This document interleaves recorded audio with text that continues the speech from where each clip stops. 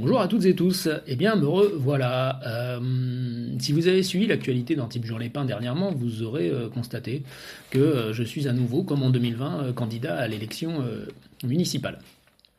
Alors, la déclaration de candidature en décembre, elle avait quand même pour objectif finalement de médiatiser une idée qui était celle d'essayer de réunir l'ensemble des partis politiques de l'échiquier pour challenger l'équipe municipale en place et le maire qui est là depuis si longtemps.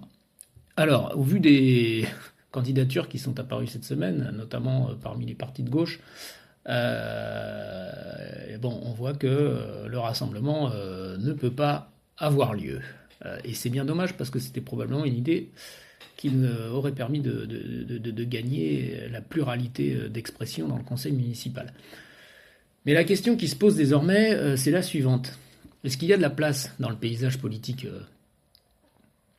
à Antibes, notamment dans la campagne électorale et puis dans le scrutin, pour une liste sans étiquette qui serait composée non pas à partir de partis ou de milieux politiques, mais de citoyens engagés et volontaires pour prendre des responsabilités et challenger l'équipe municipale qui est là depuis longtemps et y compris mettre en place des choses différentes. C'est la question que je vous pose.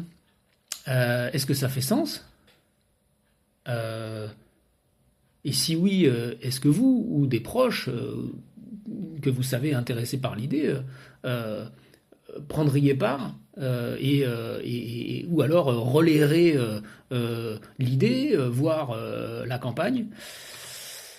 Voilà, c'est quand même une grande question. Alors moi personnellement, je mettrais un no-go le 31 janvier. Si c'est pas possible de dépenser entre 600 et 1000 euros rien qu'en frais d'ouverture pour le compte bancaire spécifique pour la campagne électorale, si l'idée malheureusement n'a aucune chance de prospérer. Voilà, à très bientôt j'espère.